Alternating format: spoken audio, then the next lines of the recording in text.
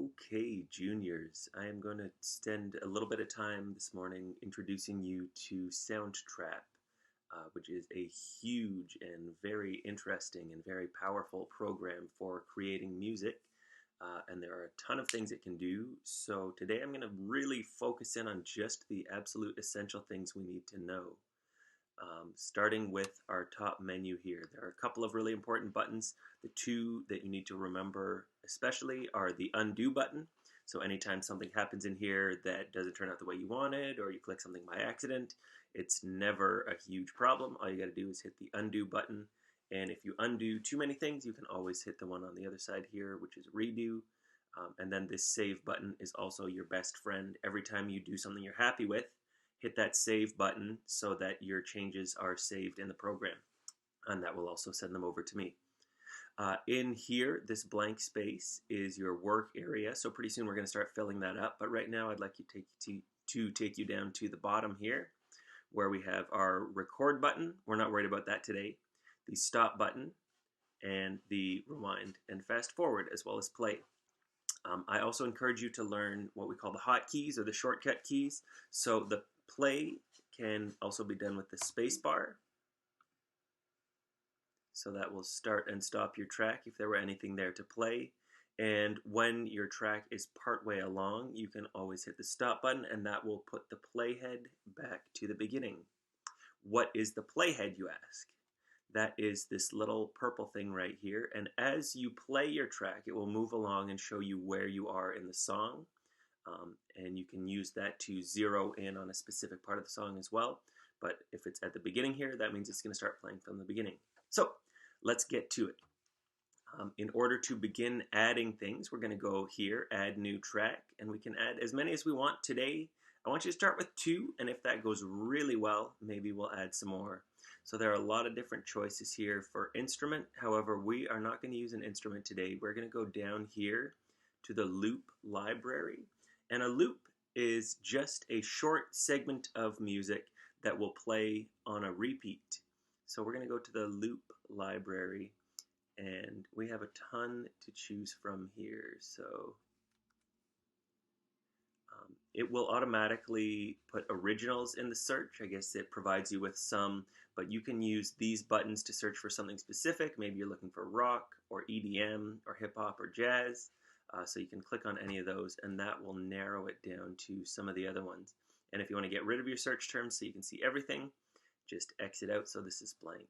You can also type your own searches if there's something particular you're looking for. So I'm going to stick with originals, and now we can start looking over our loops. So if you want to listen to something before you add it to your track, you can just hit the play button here.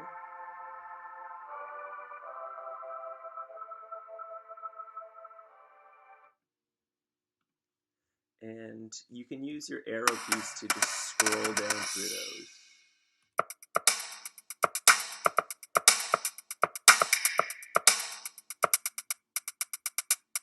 So it'll tell you a little bit about what's in there as well. This one just says hi-hat, so that's only going to be a hi-hat sound. This one has kick and snare. Just kick. And if we go to beat 1 full, that's going to combine all of those together. So if I want to add one of these to my track, maybe I want to just start with the plain beat. So I can either press enter on there, or I can click and drag it over to my workspace. And it seems to run a little bit slowly. So now this is in my track. This is another little useful thing. We can zoom in and zoom out. So if I want to look really closely, then I can do that. And one thing I noticed is that I want this to be starting right at the very beginning. So I'm going to drag that back to the beginning. I'm going to zoom out. I like to be able to see everything. Here's one other really important thing to know about this purple bar. We can use that to repeat parts of our track. So if I click it once, it's grayed out. If I click it again, it's purple. And when it's purple, it means it's active.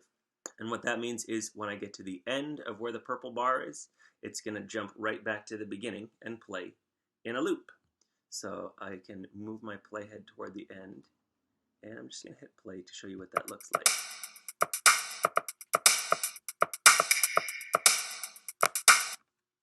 so that will play continuously until I stop it. And once again, I can activate or deactivate it. So if I'm making a longer song or I want to hear how something sounds when it ends, then I'll just turn that off and I can play it through to the end. And this button does the exact same thing. Okay, so now I've got one track in there and I've got a nice beat in the background, so I want to add something else. And you'll notice that all of these begin with anthem, and that means that they're from the same song. So all of these clips should combine nicely. So it gives you some suggestions as to what else I might want to put in. So let's listen to a couple of these.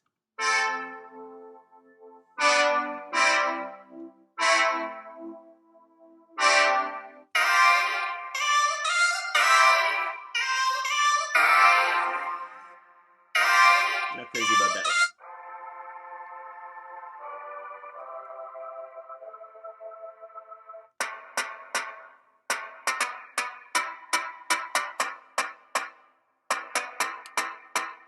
Let's give that a go. So this time I'm going to click and drag it underneath where I've got that one. And this will add it to a second track, and then I'll have those playing over top of each other. And once again, I see that they're not lined up, so I'm just going to grab it here, and I can move it forward, backward. I can even move it up to the other track, but I want them playing side by side, so I'm going to make sure that those line up. And now, when I press play,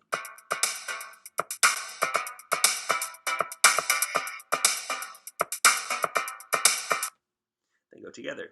And I can add as many tracks on there as I want to, but at a certain point, it might get a little bit messy and hard to hear. So that's the basics of it, and all I'm hoping for today is that you get the chance to listen to some different loops and practice combining them and see how they sound. However, if you get this far and you've got time to spare, don't stop. You can keep going. So what I might do now is make my track a little bit longer. So I'm going to zoom out a little bit so I can see a little further ahead. And maybe I want the track to start with just a bit of a drum beat and then for that part to come in later. So maybe I'll move that back. And now when I start my track, this is going to play all by itself, and I can tell just by looking. And then in comes the second part.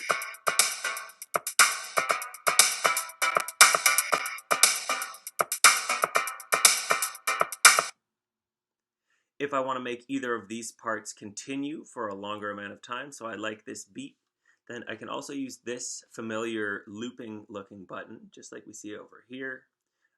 And if I wait till my cursor turns into a loop as well, I can click and I can drag that on as far as I want, and that will just repeat the same thing over and over again in the track.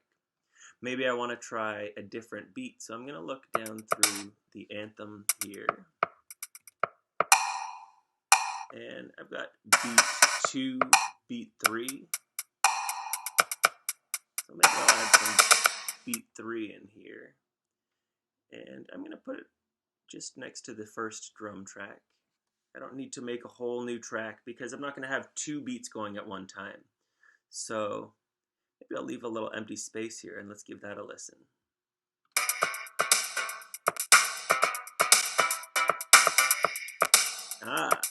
So now we notice if I want to keep listening on here, this is a situation where I'd want to actually turn off the loop function, and I'm going to put my playhead back to the 7th measure there.